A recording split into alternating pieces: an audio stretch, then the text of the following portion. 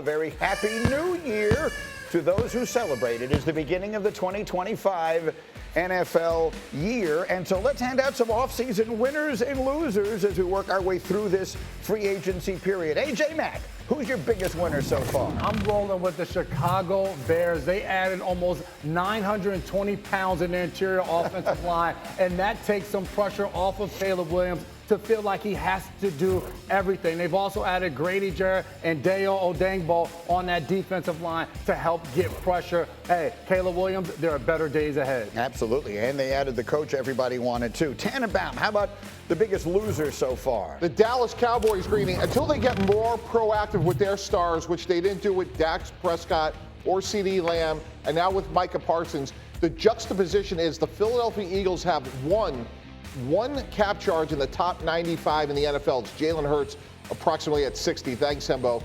Until they get that fixed, Greeny, even though they signed a couple of players like Javonte Williams, amongst others, it's going to be hard to catch Philadelphia.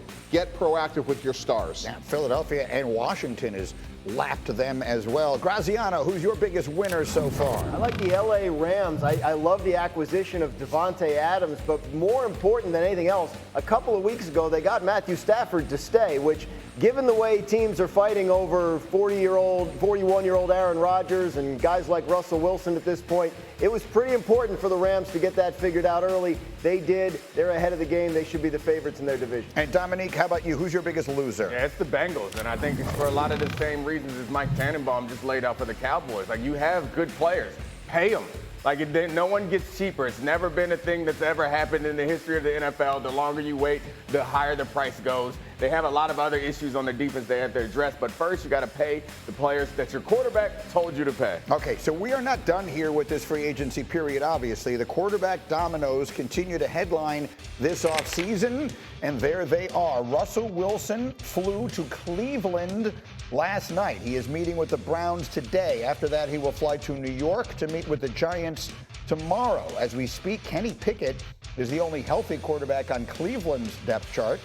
The Giants' quarterback room includes only Tommy DeVito. So clearly, those teams need to make additions. Is there anything you can fill in on this? Any blanks in this, Graziano, you can fill in for us? No, I mean, the Steelers and the Giants are still waiting for an answer from Aaron Rodgers. I think the fact that Russell Wilson is taking visits elsewhere might be a clue as to how the Steelers feel about their chances to get Rodgers, and maybe Russell doesn't think he's going to be in their plans. But, yeah, really it's a holding pattern right now with Aaron Rodgers. The Giants and the Steelers both still hoping that he's their guy and waiting for that decision before they move on to plan whatever they're at now, D.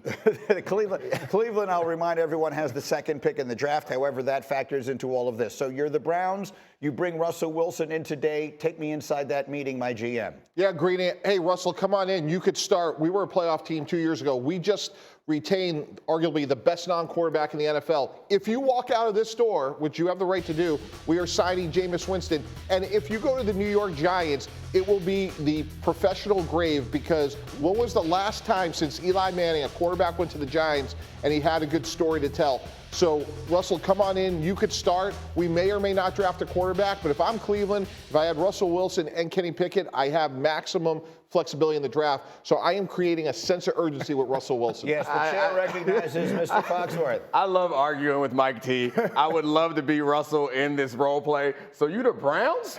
Who do you think you talking to? Like, you tell me Russell Wilson, or Super Bowl champion, that no one has had success elsewhere. Like, there's been a ton of quarterback success in Cleveland. Yeah. Like, I understand the negotiation tactic, but that ain't scaring nobody. Yes. And you're threatening me. The stick that you're swinging at me is Jameis Winston? Like, come on, man.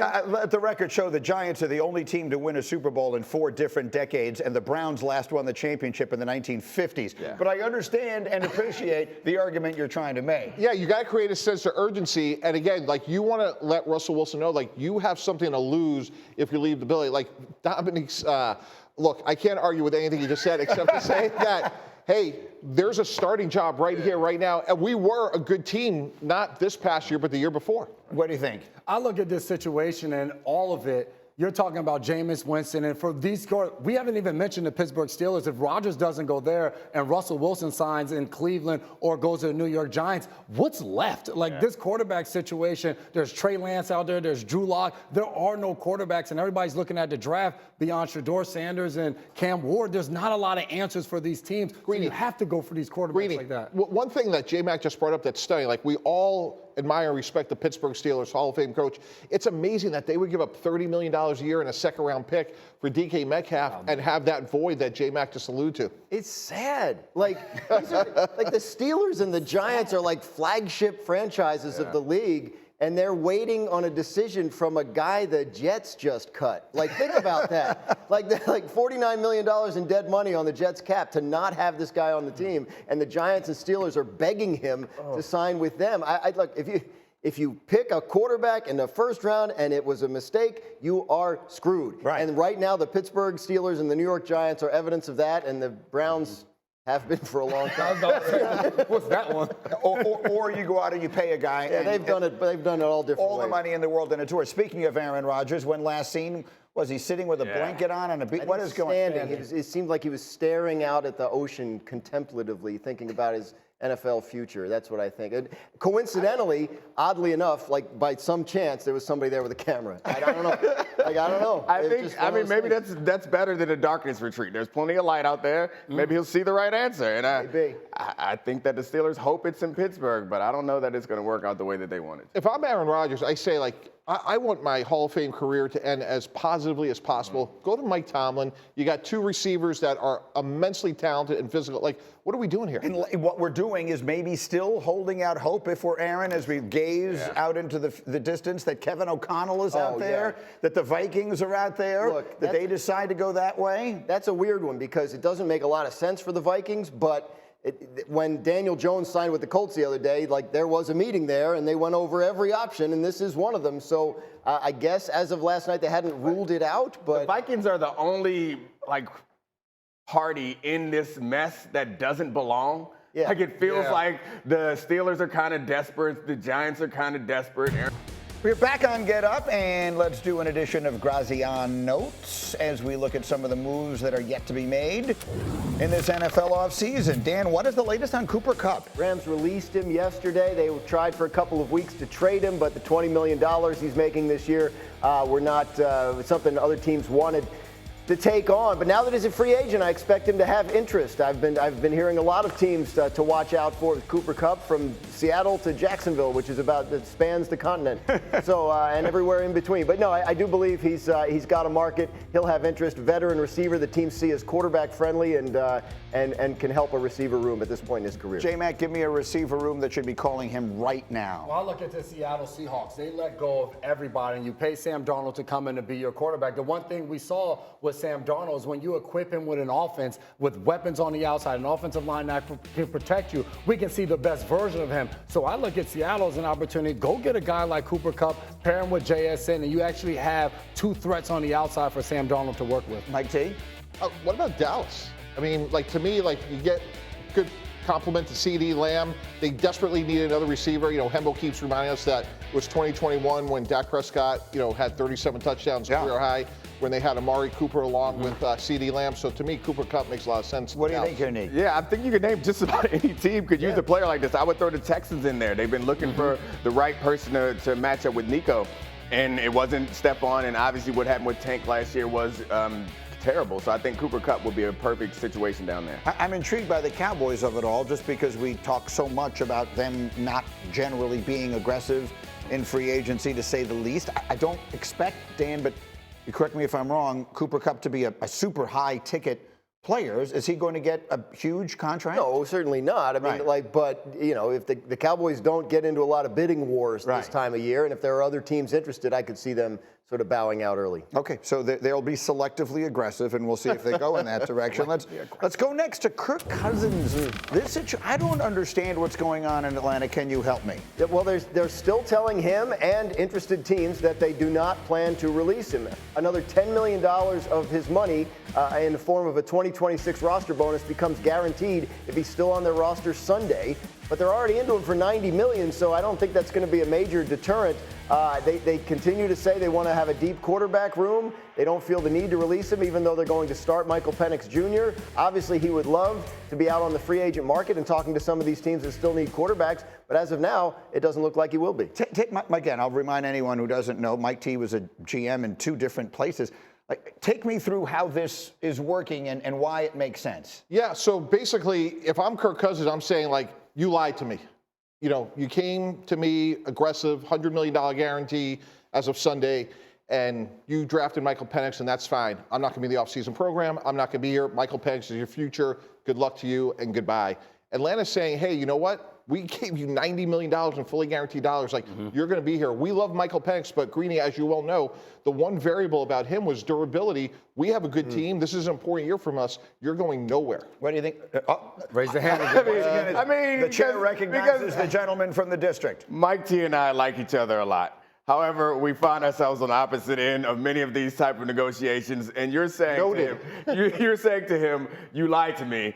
I would say back to you, you lied to me. Like, this is not what we were anticipating. We would have liked this to go the way that we all expected it to go, but it didn't. And we drafted someone else. So, like, it feels odd. What do you mean? Who's saying you lied to me? No, told him he could the play. Falcons are saying you lied to me. You told me that Achilles wasn't an issue. Yeah. You told me you were going to be able to play the way that you had always played. Clearly, he's not the quarterback that he once was. And maybe injuries like that sometimes take a little time. He might be better this year than he was coming into last year. But I think they also feel lied to. So I'm not sure that they would feel compelled by Kirk Cousins walking in and telling them that they sold him a bill of goods. They do not feel compelled by that, and he has.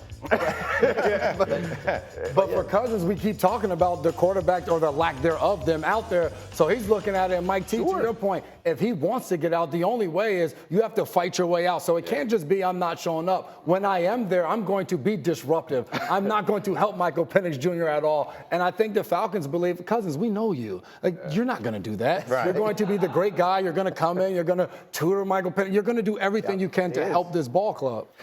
You know, you're a term like the dot connecting world. You know, at 8:06, I had Russell Wilson sign with the Browns. At 8:06 and 30 seconds, Nick had him out of there. So in terms of the dot connecting world of Kirk Cousins and Kevin Stefanski, going back to their days in Minnesota, that was the one that a lot of people around the league thought made a lot of sense. So to be clear, this isn't about money for Cousins because anything he gets is going to be offset, right? So he's got, look, and God bless him, no one has made more money than Kirk Cousins has made. He has played the system as well as it can be played, so he's an incredibly rich man. What he wants is a chance to finish his career on the field rather than, you know, as a glorified coach for a young quarterback, and I understand that. Yeah, and finding the right situation, I think, is most important for all of these quarterbacks, especially aging, and they need the protection. And finding a place, normally the places with all the protection already have a quarterback because quarterbacks play well behind that. There's not a lot of options out there for Kirk Cousins if he were to become a free agent. But I think at some point this season, a lot of these players, I think later in the season, when teams start to find out that they're more competitive or less than they thought, there might be a chance to trade them before the deadline. Look, I could easily be wrong on this, but I feel like if he were a free agent now, or if he was when the thing began. I love Kirk Cousins so much, man. Well, again,